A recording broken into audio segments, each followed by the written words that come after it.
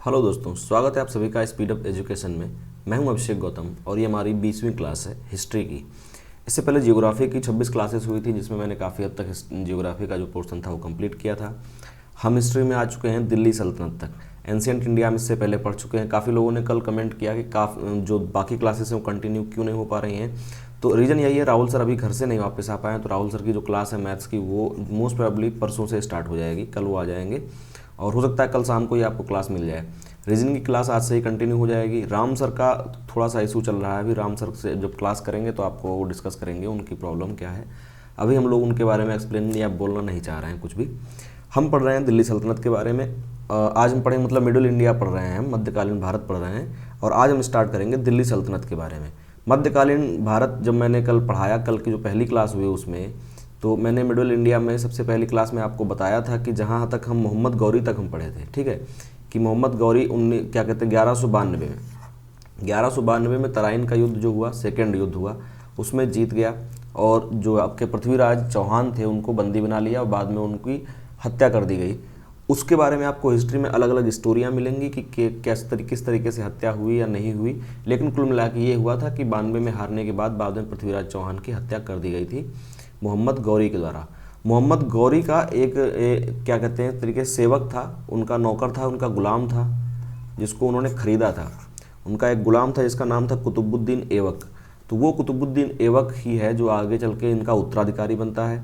और कुतुबुद्दीन ऐबक के उत्तराधिकारी बनने की वजह से होता क्या है, दिल्ली में गुलाम वंश की स्थापना होती है। दिल्ली मतलब एक तरीके से जो सल्तनत थी इंडिया की, जो इंडिया पर राज कर रहे थे, जो मेजर एक बड़ा साम्राज्य था। वैसे ऐसा नहीं है कि पूरा इंडिया मतलब पूरे लगा के इंडिया पाकिस्तान से लेकर साउथ तक पूरा कंट्रोल इनके हाथ में था, ऐसा नहीं था।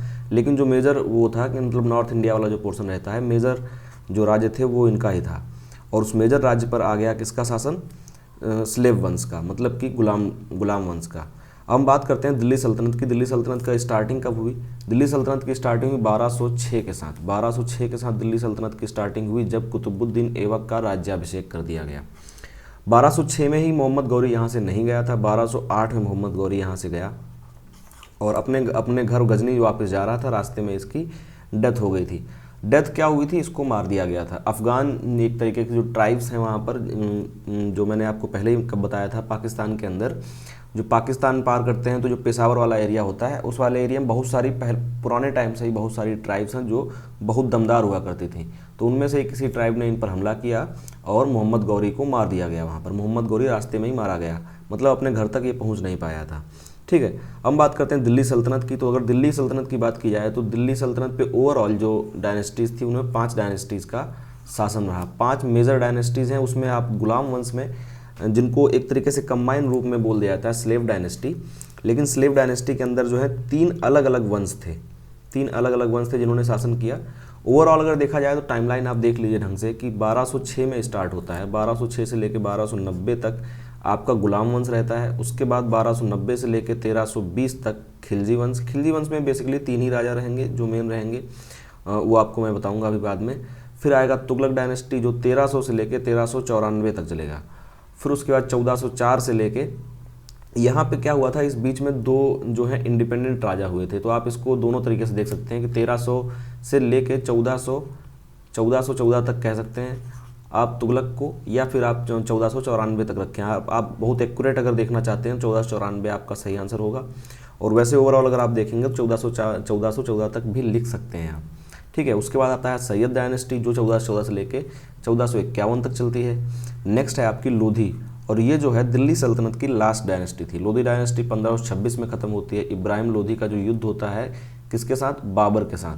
इब्राहिम लोधी का युद्ध होगा बाबर के साथ, और बाबर के युद्ध के साथ बाबर जीतेगा यहाँ से, और फिर हो जाएगी दिल्ली सल्तनत का एक तरीके से यहाँ पर मुग़ल वंश हो जाएगा, स्थापित हो जाएगा। और मुग़ल काल जो है वो आगे चल के लगभग 300 साल तक चलेगा, ठीक है। तो बाबर ने स्थापना कर दी मुग़ल सल्तनत की। उससे पहले जितने भी डायनेस्टीज़ थी, जितने भी वंश थे जिन्होंने शासन किया दिल्ली पर, इन सब को बोला जाता है दिल्ली सल्तनत। इन सबको मिला के बोला जाएगा दिल्ली सल्तनत। वो बात अलग है, स्लेव डायनेस्टी का जो सबसे पहला शासक था उसकी राजधानी लाहौर थी, ना कि दिल्ली, ठीक है, लाहौर थी। बाद में जाके लाहौर से राजधानी दिल्ली शिफ्ट कर दी गई। फिर जो है शासन एग्जैक्टली जो एक्यूरेट दिल्ली से चलना शुरू हुआ उसके बाद शुरू हुआ। अगर हम बात करें यहाँ पर दिल्ली की, तो दिल्ली का अपना खुद का एक अलग इतिहास है। दिल्ली की राजधानी रहने ना रहने का एक अलग ही इतिहास है। अगर दिल्ली का आप पूरा देखेंगे, सबसे पहले दिल्ली का जो विवरण मिलता है वो मिलता है महाभारत के अंदर। तो जो कौरवों पांडवों की राजधानी थी उसमें नाम मिलता है दिल्ली का, जिसका नाम पहले था इंद्रप्रस्थ। और इंद्रप्रस्थ पे किसका शासन हुआ करता था? इन पे होता था पांडवों का शासन। ठीक है, पांडवों का शासन था। इन पे बोल सकते हैं आप युधिष्ठिर इनके शासक थे। आज के टाइम पे अगर बात की जाए तो आपकी जो ओल्ड दिल्ली है, जो ओल्ड दिल्ली और इंद्रप्रस्थ का आज का खुद का इंद्रप्रस्थ एक मेट्रो स्टेशन है, अगर आपने देखा होगा इंद्रप्रस्थ मेट्रो स्टेशन, प्रगति मैदान। तो जो ओल्ड दिल्ली प्रगति मैदान वाला एरिया है वो था उस टाइम के इंद्रप्रस्थ का दिल्ली। ठीक है, उसके बाद दिल्ली का धीरे धीरे बहुत सारी चीज़ें होती रहीं दिल्ली में। फिर सबसे मेन इवेंट जो हुआ आपका 1192 में हुआ, जब पृथ्वीराज चौहान को हरा के गौरी स्तंभ ने अपना जो क्या कहते हैं मुस्लिम राज्य स्थापित कर दिया। उसके बाद स्लेव डायनेस्टी चलती रही। फिर आपका अगर मेजर उसमें देखा जाए तो 1526 में जब इब्राहिम लोधी को हरा के बाबर ने मुगल वंश की स्थापना कर दी।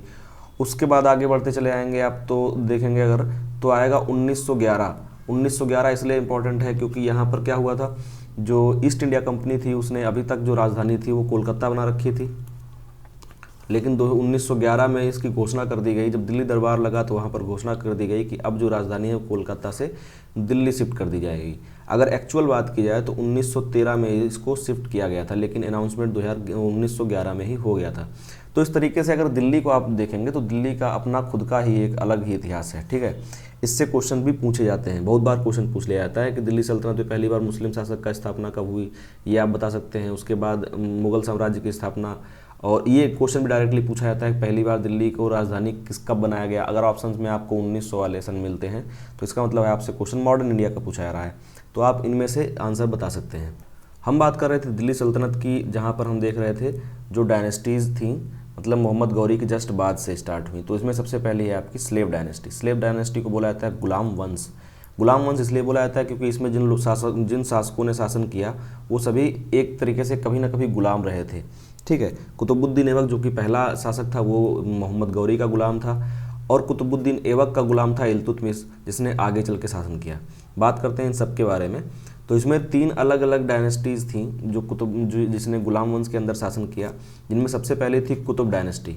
कुतुब या कुतुबी बोल सकते हैं आप। ठीक है, कुतुब या कुतुबी बोल सकते हैं, कुतुबी डायनेस्टी, जिसका पहला शासक कौन था? कुतुबुद्दीन ऐबक। लास्ट बाद में आता है शमसी डायनेस्टी। शमसी डायनेस्टी का स्थापक कौन है? एक तरीके से इल्तुतमिश, जो कि इसका दामाद भी था और इसका सेवक था। ठीक है, उसके बाद आती है बलवन डायनेस्टी। बलवन डायनेस्टी को बनाने वाला था गयासुद्दीन बलवन। इन 3 डायनेस्टीज़ ने मिलकर गुलाम वंश के अंदर शासन किया, जो आपका चला कहाँ से? 1206 से लेकर 1290 तक। ठीक है, इन 84 सालों के अंदर 3 अलग अलग डायनेस्टीज़ ने मिलकर पूरा गुलाम वंश के अंदर शासन किया। अब हम बात करते हैं सबसे पहला जो डायनेस्टी है हमारी गुलाम वंश, उसके बारे में, और उसका शासक है कुतुबुद्दीन ऐबक। उसके बारे में देखते हैं। कुतुबुद्दीन ऐबक 1206, इसकी अगर आप डेट वाइज भी देखा जाए तो इसका जो कॉरोनेशन हुआ, जो इसका राज्याभिषेक हुआ, उसकी डेट भी आपको मिल जाती है, और वो है 25 जून। ठीक है, 25 जून 1206 में 25 जून 1206 में इसका जो है राज्याभिषेक किया गया था। और इससे पहले हुआ क्या था? ये था एक तरीके से ये दास ही था, और जब इसका राज्याभिषेक किया गया तब भी ये दास ही था।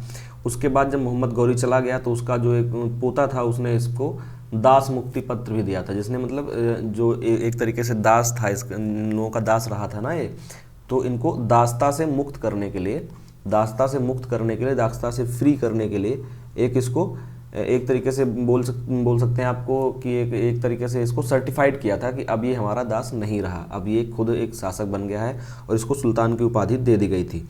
ये जो सुल्तान की उपाधि दी गई ये मिली इसको 1208 में, मतलब शासक बनने के 2 साल बाद। शासक जब ये बना था तब तक ये जो है दास ही था मोहम्मद गौरी का। 1208 में इसको ये मिला, क्या कहते हैं, इसको दास्ता से इसको मुक्त कर दिया गया। और दास्ता से मुक्त करने वाले व्यक्ति का भी अगर नाम आप याद रखने चाहें तो याद रख सकते हैं गयासुद्दीन महमूद। गयासुद्दीन महमूद कौन था? गयासुद्दीन महमूद इसका भतीजा था। मैंने शायद पहले भांजा बोल दिया या फिर मैंने पोता बोल दिया। गयासुद्दीन महमूद जो है भतीजा था मोहम्मद गौरी का।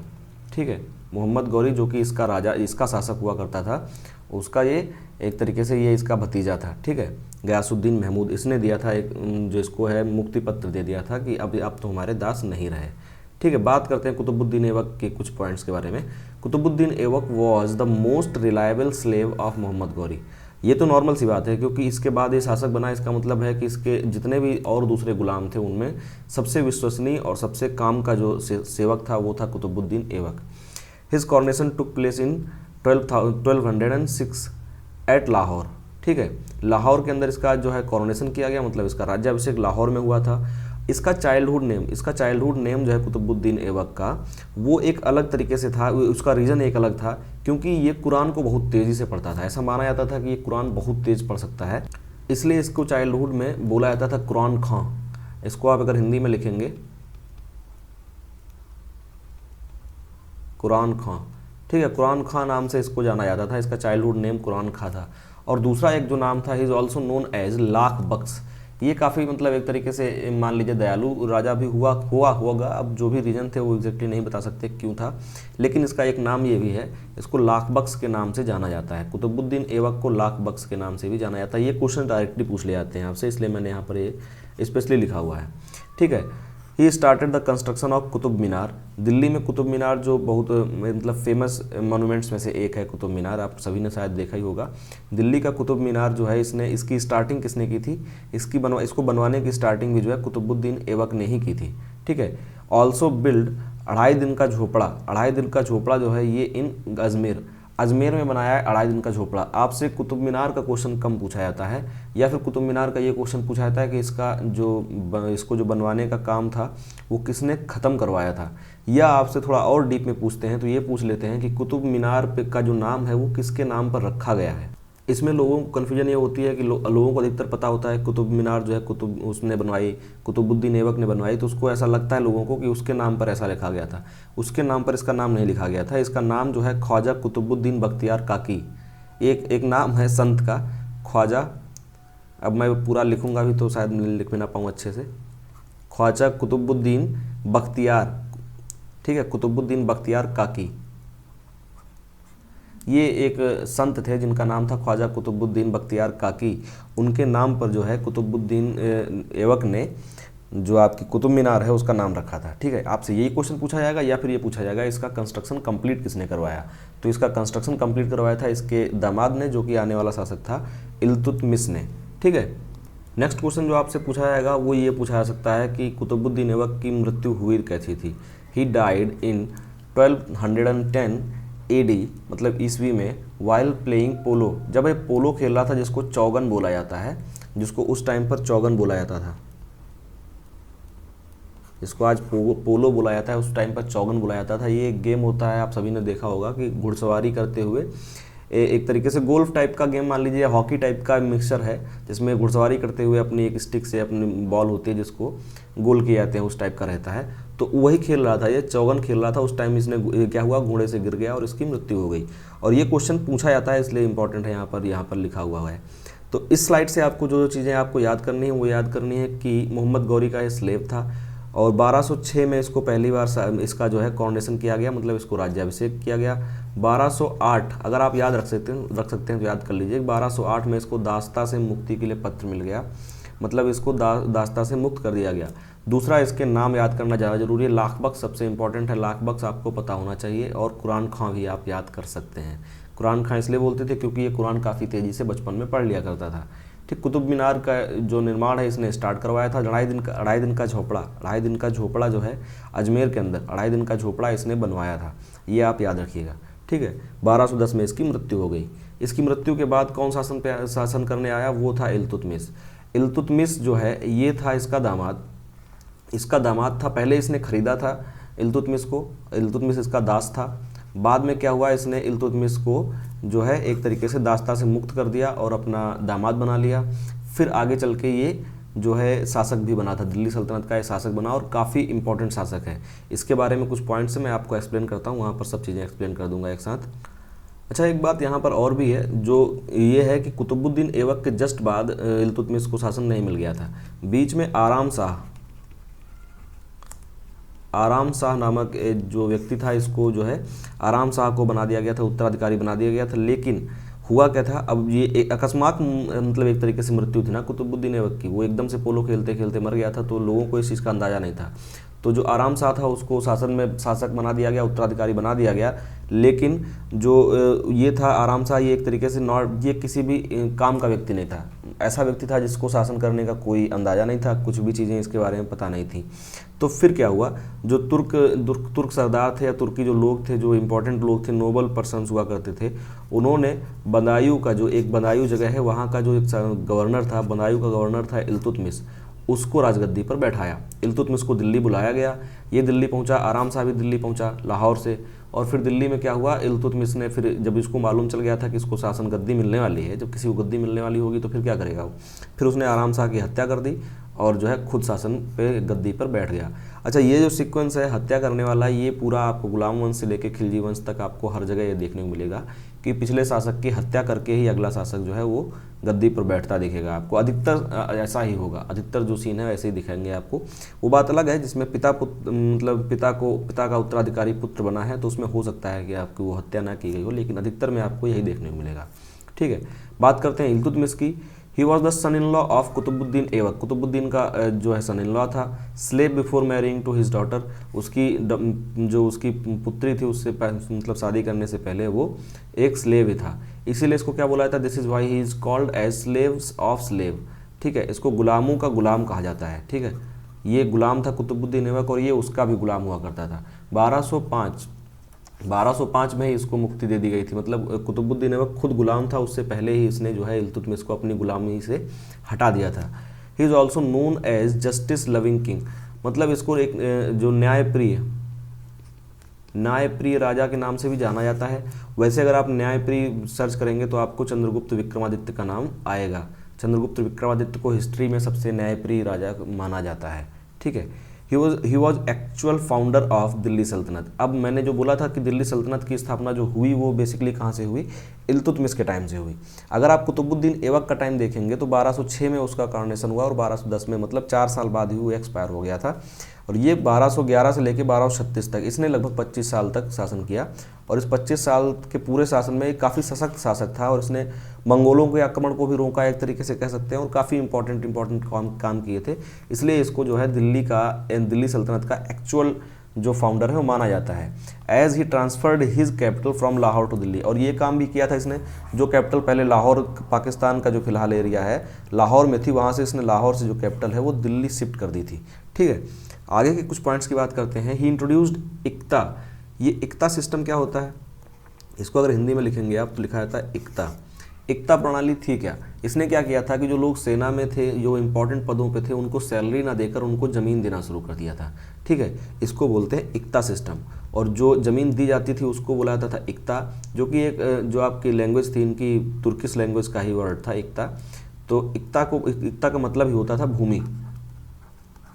ठीक है, इक्ता का मतलब ही होता था भूमि, और इसलिए जो भूमि दी जाती थी उसका नाम होता था इक्ता, और जो लोग लेने वाले थे उनको बोले थे इक्तावार।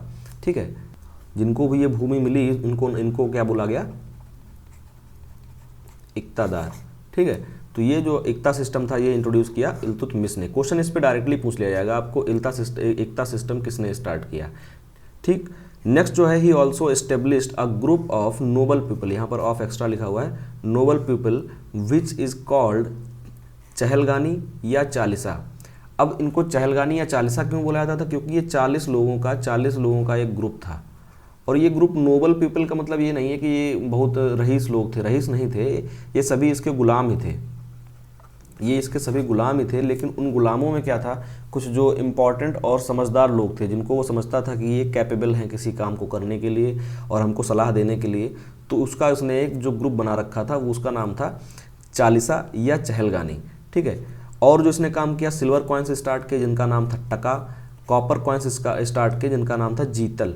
ठीक है, सिल्वर कॉइन्स को बोलते थे, चांदी वाले जो कॉइन्स थे उनको बोला जाता था टका, और कॉपर वाले कॉइन्स को बोला जाता था जीतल। ये क्वेश्चन डायरेक्टली पूछ लिया जाता है कभी कभी, और बहुत बार क्वेश्चन ये पूछे भी गए हैं कि जीतल जो कॉइन था वो किसने स्टार्ट किया या वो किस मेटल का बना हुआ था।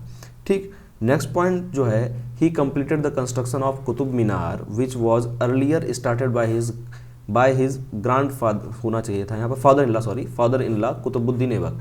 जो इसके ससुर जो हैं कुतुबुद्दीन ऐबक ने स्टार्ट किया था कुतुब मीनार का जो कंस्ट्रक्शन था, वो इसने आगे चल के कंप्लीट करवाया था। ये भी क्वेश्चन आपसे पूछा जा सकता है और बहुत बार पूछा भी गया है। ठीक है, नेक्स्ट जो है, he saved Delhi by the attack of, जो है आपका चंगेज़ खां। ठीक है, ये है चंगेज़ खां। चंगेज़ खां का नाम आप सभी लोगों ने सुना ही होगा। ये एक मंगोल शासक था जिसको ऐसा बोला जाता है कि इसको ईश्वरीय शक्तियाँ प्रदान थीं और बहुत खूंखार और ख़तरनाक शासकों में से एक था चंगेज़ खां, जिसने ऑलमोस्ट जो आपका पूरा जो नॉर्थ एशिया है, नॉर्थ एशिया का पूरा एरिया जो है इसने अपने कब्जे में कर लिया था। और चंगेज़ खां को इसने कैसे, चंगेज़ खां से दिल्ली को कैसे बचाया? By not giving shelter to, जो ये व्यक्ति था ख्वारिज़्म शाह। ख्वारिज़्म शाह जो व्यक्ति था इसका पीछा कर रहा था, ये चंगेज़ खां इसका पीछा कर रहा था और इसने इसको जो है शेल्टर ना दे के दिल्ली को बचा लिया। एक तरीके से बोल सकते हैं टैक्टिकल जो मूव था इसका, जिसके थ्रू इसने एक तरीके से मंगोलों से इंडिया को बचाया, या दिल्ली सल्तनत को इन मंगोलों से इसने बचाया। अब हुआ क्या, इल्तुतमिश, वैसे इल्तुतमिश के बारे में एक दो चीज़ें और भी आप याद रख सकते हैं। इल्तुतमिश को जो है गुंबदों का निर्माण जो करता है, जो है गुंबद, जो अलग अलग गुंबद बनाए जाते हैं, इनको इनका जो है निर्माण करता भी माना जाता है, या इनका फादर बोला जाता है। गुंबद का फादर भी इसको बोला जाता है। ठीक है, ये भी आप याद रख सकते हैं। अगर आपको याद रख सकते हैं तो याद रख लीजिए, क्योंकि ये भी क्वेश्चन आपसे पूछा जा सकता है। अब इल्तुतमिश के बाद रजिया सुल्तान, ये रजिया सुल्तान मेन उसमें से है जो इल्तुतमिश के बाद आती हैं। इल्तुतमिश और रजिया सुल्तान के बीच में बहुत सारी कहानी हुई। इससे पहले जब इल्तुतमिश एक्सपायर हुआ 30 अप्रैल जो 1236 तक इसने शासन किया, मतलब 1236 तक ये जिंदा रहा। 30 अप्रैल 1236 को जब ये एक्सपायर हो गया तो रुकनुद्दीन फिरोज शाह, मतलब आप याद रख सकते हैं फिरोज शाह जो इसका बेटा था, फिरोज शाह, उसको गद्दी पर बैठा दिया गया। वैसे हुआ क्या था, ये मैंने यहाँ पर पॉइंट लिखा हुआ है कि Nasiruddin Mahmud who was the elder and able son of Iltutmish, जो नसीरुद्दीन महमूद था वो इसका मतलब अगर बात की जाए इल्तुतमिश की, तो इसका सबसे बड़ा बेटा था और सबसे कामयाब, एक तरीके से कैपेबल व्यक्ति था, जो शासन कर सकता था। ये कैपेबल व्यक्ति था जिसको ये राजा बनाना चाहता था, लेकिन ये क्या हुआ, ये एक कॉम्बैट में, ये एक युद्ध में मारा गया। तो फिर क्या हुआ, उसके बाद उसने जो अपनी इच्छा जताई वो जताई कि रजिया सुल्तान को शासक बना दिया जाए, लेकिन जो तुर्की ऑफिशियल्स थे, जो इसने जो एक तरीके से इल्तुतमिश ने खुद नहीं बनाई थी, 40 लोगों की कमेटी बनाई थी, वो लोग भी नहीं चाहते थे कि रजिया सुल्तान को आपका शासक बना दिया जाए, क्योंकि सिंपल सी बात है, पुरुष प्रधान देश था, पुरुष प्रधान सोच थी, चाहे हमारे इंडिया की शुरुआत से देख लीजिए या फिर आप आगे देखें, हमेशा से ही रही है। तो वो लोग किसी एक महिला को अपना शासक बनते नहीं देखना चाहते थे। इसलिए क्या किया गया, जो इसका बेटा था फिरोज शाह, उसको गद्दी पर बैठा दिया गया। अब वो किसी काम का व्यक्ति नहीं था फिरोज शाह, उसने कुछ किया भी नहीं। फिरोज शाह की जो मदर थी, इनका नाम था शाहतुर्कान,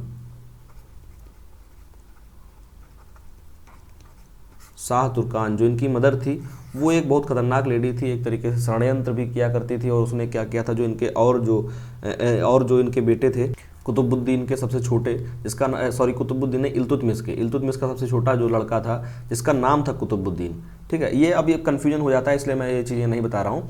लेकिन जो इल्तुतमिश का सबसे छोटा बेटा था, आप याद रखिए, उसकी आंखें फुड़वा के उसको मार दिया था इसने, इस महिला ने, मतलब जो इनकी फिरोज शाह लड़का था, उसकी जो माँ थी। इल्तुतमिश की और 2-3 शादियाँ हुई होंगी, नॉर्मल सी बात है कि इतने सारे बेटे थे, 2-3 शादियाँ हुई होंगी, तो इसने अपने बेटे को राजगद्दी पर बैठलवा दिया और जो दूसरा छोटा था उसकी जो है आंखें फुड़वा दी और उसको मरवा दिया था। तो एक तरीके से ये जो थी पूरी क्रूर लेडी थी। इस बीच हुआ क्या, रजिया सुल्तान ने कैसे अपनी इमेज बनानी शुरू की लोगों में। तो रजिया सुल्तान क्या थी, जब ये शासक जो था ये किसी काम का नहीं था, ये किसी भी काम में नहीं था, पूरी तरीके से अय्याशी किया करता था। इसको राजा का जो काम होता था उसमें से कोई इसका दिलचस्पी नहीं थी। तो क्या किया रजिया सुल्तान ने, काम क्या करना शुरू किया। रजिया सुल्तान जो है, एक बोला जाता है कि एक लाल ड्रेस पहन के ये बैठ जाया करती थी, लाल ड्रेस पहन के बैठती थी लोगों की बात सुनने के लिए, लोगों के प्रति न्याय करने के लिए। तो उनकी बात सुनती थी, उनका न्याय किया करती थी, क्योंकि जो आपका फिरोज शाह था उसको किसी काम से कोई मतलब नहीं था। इसलिए यहाँ पर रजिया सुल्तान ने धीरे धीरे अपनी जो इमेज थी लोगों के अंदर क्लीन करना शुरू कर दी।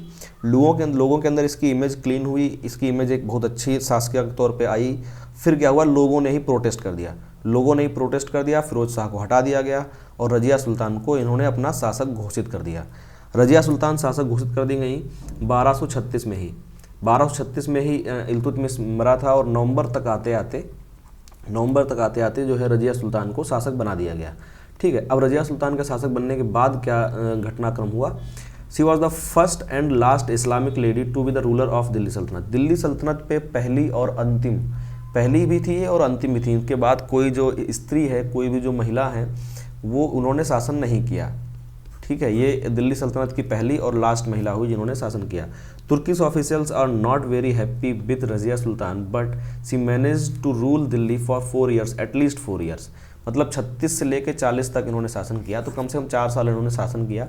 अगर वो आप 36 के 2 महीने हटा भी देते हैं।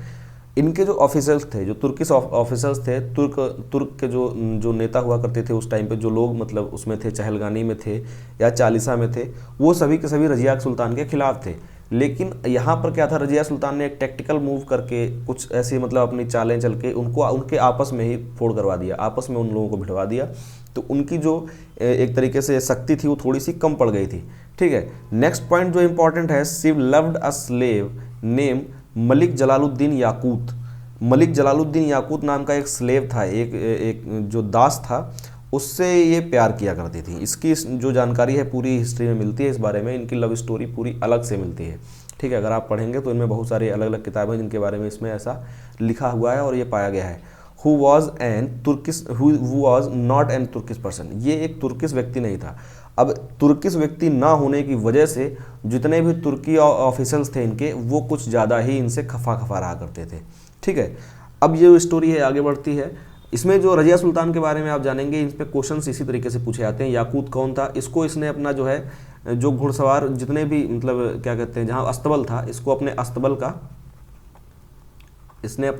का इसको अधिकारी बना दिया था। ठीक है, अस्तबल का अपना अधिकारी बना दिया था। ऐसा माना जाता था कि जब भी ये घुड़सवारी करने आती थी तो याकूत अपने हाथ से इनको घोड़े पे बैठा लाया करता था। ये सब चीज़ें हैं जो आपको हिस्ट्री में अलग अलग तरीके से स्टोरी मिलेगी। अब हुआ क्या, ये स्टोरी आगे बढ़ती है। इसमें एक और कैरेक्टर आता है, अल्तुनिया। अल्तुनिया का पूरा नाम अगर बात करें हम, तो इसका पूरा नाम था मलिक इख्तियार उद दिन अल्तुनिया। इसलिए मैं पूरा नाम लिखा भी नहीं हूँ, आप सिर्फ अल्तुनिया ही याद रखें। इसका नाम था अल्तुनिया। इस अल्तुनिया नाम के कैरेक्टर की एंट्री होती है इस फिल्म के अंदर। और इसमें अल्तुनिया है क्या, ये भटिंडा का गवर्नर था। उस टाइम पे था क्या कि शासन अलग अलग गवर्नर चलाया करते थे और ये शुरुआत से ही चला आ रहा है। जैसे कि पहले इल्तुतमिश को गवर्नर बनाया गया था बदायूं का, मैंने आपको बताया ही कुछ देर पहले कि बदायूं का गवर्नर था आपका इल्तुतमिश, फिर बाद में जाके शासक बन गया। तो ऐसे ही भटिंडा मतलब पंजाब का जो एक गवर्नर था उसका नाम था अल्तुनिया। उसने क्या किया, याकूत को मार दिया। अब ये अल्तुनिया प्यार करता था रजिया सुल्तान से, रजिया सुल्ताना से ये अपनी मोहब्बत करने लग गया था, या एक तरीके से कह लीजिए कि उसकी सल्तनत चाहता था।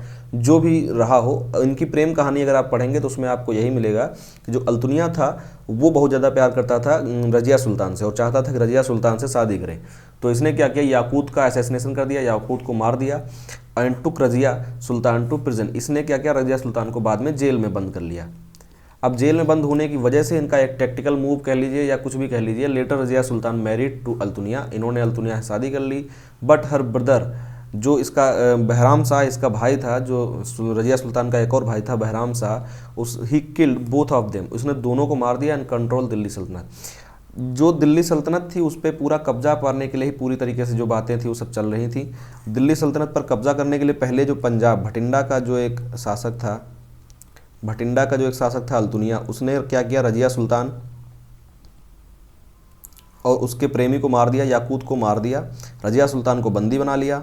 फिर क्या किया, रजिया सुल्तान का जो छोटा भाई था बहराम शाह ने क्या किया, इन दोनों को, जब ये दोनों आपस में शादी कर लिए तो इन दोनों को ही मार दिया। अब इसमें क्या हुआ था, इन दोनों को मार नहीं दिया था, एग्जैक्टली हुआ क्या था, अगर थोड़ा सा आप अच्छे से डीप में पढ़ेंगे तो हुआ क्या था कि इसने जो उस टाइम पर जब इन लोगों ने शादी कर ली, इन लोगों ने आपस में अपना जो है संबंध स्थापित कर लिया अपने पति पत्नी की तरह, तब बहराम शाह ने कंट्रोल कर लिया था पूरी तरीके से दिल्ली को कंट्रोल करने की वजह से फिर क्या हुआ, इन दोनों का युद्ध हुआ। इन दोनों ने मिलकर युद्ध किया बहराम शाह से। बहराम शाह ने इनको हरा दिया और इनको दिल्ली छोड़नी पड़ी। जब ये दिल्ली छोड़ के जा रहे थे तो ये हरियाणा का जो एक एरिया है जिसको उस टाइम पर कैथल कहा जाता था, कैथल हरियाणा का जो एरिया था, वहाँ पर इनकी सेना जो थी इनके साथ, रजिया सुल्तान और अल्तुनिया के साथ जो सेना थी, उस सेना ने इनका साथ छोड़ दिया। ठीक है। अब जब इनके साथ इनकी सेना नहीं रही, फिर इनका जो संघर्ष हुआ वो हुआ जाटों के साथ, हरियाणा के जाटों के साथ, जो वहाँ पर एक जाट समुदाय हुआ करता है, उसके साथ इनका संघर्ष हुआ और उसमें ये दोनों मारे गए। ठीक है, रजिया और अल्तुनिया दोनों मारे गए किसके, जाटों के साथ संघर्ष करते हुए। लेकिन अगर आप टाइमलाइन वाइज ऐसे याद करना चाहें तो आप याद कर सकते हैं कि जब बहरम शाह ने दिल्ली पर कब्जा किया तो इन दोनों को कहीं ना कहीं किसी न किसी तरीके से मरवा दिया गया। ठीक है, तो अब क्या हुआ, रजिया सुल्तान की कहानी शुरू खत्म हो गई। अब यहाँ पर आया बहरम शाह, जो बहुत ज़्यादा इसने कुछ किया नहीं ना, बहुत मतलब उस तरीके का शासक था। इसका जो था, जितने भी जो चालीसा थे, जो 40 लोग थे जिन लोगों को रजिया सुल्तान का शासन पसंद नहीं था, उन लोगों ने ही मिलकर इसको जो है पूरा काम इसका साथ दिया था, तब जाके शासक बना। और इसने कुछ खास ऐसा नहीं किया जिसको आप हिस्ट्री में पढ़ें। आप बस इतना याद रख लीजिए कि 1240 में रजिया सुल्तान को दिल्ली से हटा दिया गया, बहरम शाह शासन करने लग गया। उसके बाद जो उसका नेक्स्ट भाई था उसका वो था मसूद शाह। मसूद शाह के बारे में अगर बात करें तो ये इल्तुतमिश का एक तरीके से पौत्र था, इल्तुतमिश का पौत्र था। और जो भी मैंने बताया था फिरोज शाह, जो रजिया सुल्तान से पहले बैठा दिए गए थे, फिरोज शाह, तो फिरोज शाह का लड़का था। फिरोज शाह का लड़का था, मतलब कि इल्तुतमिश का पौत्र था, फिरोज शाह का लड़का था, रजिया सुल्तान का भतीजा था, रजिया सुल्तान इसकी बुआ जी थी। तो ये था मसूद शाह। फिर मसूद शाह गद्दी पर बैठा और इसने जो है 4 साल तक इसने शासन किया। इन सब लोगों ने बहुत ज़्यादा कुछ ऐसा नहीं किया जिसको आप पढ़ें, बस याद रखें कि हाँ, जो आपका बहरम शाह था, फिर मसूद शाह आता है, फिर उसके बाद आता है नसीरुद्दीन शाह, नसीरुद्दीन महमूद ने जो है 1246 से लेकर 1266 तक शासन किया। कहने को तो इसका जो शासन काल है वो लगभग 22 साल रहा है। ठीक है, आप यहाँ अगर देखेंगे तो आपको लगभग दिखेगा कि 22 साल तक इसने शासन किया। लेकिन इसमें इसके शासन में इसकी खुद की जो पावर्स थी वो कुछ खास नहीं थी। ठीक है, इसकी पावर्स जो बिल्कुल कुछ खास क्या, बिल्कुल ही नहीं थी। He was just a king but all the powers were in the hands of Chalisa. जो चालीसा थी या चहलगाना था, जो 40 लोगों का एक ग्रुप था, उन्हीं में के हाथ में थी। एंड गयासुद्दीन बलवन, गयासुद्दीन बलवन इसका सेनापति कह लीजिए या एक तरीके से गवर्नर था, जो पूरी सेना संभालता था और चीज़ों को संभालता था, मैनेज करता था। तो गयासुद्दीन बलवन के हाथ में पावर थी और थी चालीसों के हाथ में पावर, जो 40 लोग थे उनके हाथ में पावर थी। यहाँ पर आपको ये लग रहा होगा गयासुद्दीन बलवन के हाथ में जब इतनी पावर थी तो इसने इसको इन्वेड करके खुद राजा क्यों नहीं बन गया। रीज़न ये थे कि जो पावर्स थी वो दोनों में बटी हुई थी। 40 लोगों का एक पूरा ग्रुप था, जो नोबल लोगों का ग्रुप, जो इल्तुतमिश ने बनाया था। अब इल्तुतमिश ने काम करने के हिसाब से बनाया था कि उसके काम जो आसानी से तरीके से होते रहें, लेकिन आगे चल के ये समस्या बन गया। तो इन्हीं लोगों ने एक तरीके से पूरा गवर्न करना शुरू कर दिया था गवर्नमेंट को। तो नसीरुद्दीन महमूद जो था वो जस्ट एक राजा बना बैठा हुआ था। ठीक है, आगे चल के होता क्या है, जब इसकी डेथ हो जाएगी फिर बनेगा आपका गयासुद्दीन बलवन। गयासुद्दीन बलवन ने इन्वेड क्यों नहीं किया, क्योंकि पावर्स 2 हाथों में थी, मात्र एक हाथ में नहीं, गयासुद्दीन के हाथ में नहीं थी, साथ साथ में 40 जो लोग थे उनके हाथ में भी पावर्स थी। He was last king of Shamsi dynasty. Shamsi dynasty जिसका पहला राजा कौन था, इल्तुतमिश, उसका लास्ट राजा हो गया आपका नसीरुद्दीन महमूद। इसीलिए भी ये बताना जरूरी था नसीरुद्दीन महमूद के बारे में, क्योंकि ये इसका लास्ट राजा था। हम अभी गुलाम वंश के अंदर ही हैं, उसमें तीन अलग अलग वंश आए थे, जिसमें मैंने आपको पहला बताया जो था कुतुबी या कुतुब वंश, सेकंड हो गया आपका शमसी वंश, और जो लास्ट है आपका ये होगा बलवन वंश। तो उसके बाद इसका कोई सन भी नहीं था, इसका कोई बेटा नहीं था। So Ghiyasuddin Balban became the ruler of Delhi Sultanate and started a new dynasty called Balban dynasty. ठीक है, यहाँ तक हमने पढ़ लिया गुलाम वंश में, जिसमें हमने अगर पूरी टाइमलाइन देखी जाए तो मैं आपको फिर से पूरा एक्सप्लेन कर देता हूँ। सबसे पहले जो है स्लेव डायनेस्टी की हमने बारे में बात की थी। स्लेव डायनेस्टी में 3 अलग अलग जो डायनेस्टीज़ थी, कुतुब डायनेस्टी, शामसी डायनेस्टी और बलवन डायनेस्टी। कुतुब डायनेस्टी का स्थापक जो है कुतुबुद्दीन ऐबक है, उसने शासन किया। और कुतुबुद्दीन ऐबक के जस्ट बाद अगर बात की जाए तो उसका दामाद जो इल्तुतमिश था, जो खुद ही एक जो है क्या था, इसका दास था, इसीलिए इसको दासों का दास या स्लेव ऑफ स्लेव्स बोला जाता है। ठीक है, नेक्स्ट इल्तुतमिश के बाद आराम शाह आया, आराम शाह के बाद रजिया सुल्तान आई। आराम शाह और मतलब इसके बाद इल्तुतमिश के और कुतुबुद्दीन ऐबक के बीच में आराम शाह आया, आराम शाह फिर आया इल्तुतमिश। ठीक है, और इल्तुतमिश के बाद फिरोज शाह को बैठा दिया गया गद्दी पर। फिरोज शाह कुछ काम का नहीं रहा तो फिरोज शाह को हटा के फिर रजिया सुल्तान आई। रजिया सुल्तान के बाद भी जो है थोड़ी सी वहाँ पे बहुत सारी हौच पौच मची हुई थी, अलग अलग लोग लड़ रहे थे। इनके जो इल्तुतमिश के बहुत सारे बेटे थे वो बेटे आपस में लड़ रहे थे। तो फिर रजिया सुल्तान को जो उसका ही छोटा बेटा था इल्तुतमिश का, उसका छोटा भाई रजिया सुल्तान का, उसने हटा दिया। फिर बहरम शाह आया, बहरम शाह के बाद आपका मसूद शाह आया, मसूद शाह के बाद लास्ट हुआ नसीरुद्दीन महमूद, जो कि एक तरीके से इनका अंतिम शासक था शमसी वंश का। इसके बाद जो है बलवन डायनेस्टी स्टार्ट होती है। बलवन डायनेस्टी को हम पढ़ेंगे नेक्स्ट वाले लेक्चर में, जिसमें मैं आपको स्टार्ट करूंगा बलवन डायनेस्टी के बारे में, जिसके संस्थापक कौन थे, गयासुद्दीन बलवन। ठीक है, हम पढ़ रहे हैं दिल्ली सल्तनत को। अब है टाइम हमारे क्विज के क्वेश्चंस का। क्विज के क्वेश्चंस में सबसे पहला क्वेश्चन क्या था, हैदराबाद किस नदी के किनारे स्थित है? तो बहुत सारे लोगों ने सही आंसर दिया, मूसा रिवर, जो मूसी रिवर है, मूसी रिवर के किनारे है हैदराबाद आपका स्थित है।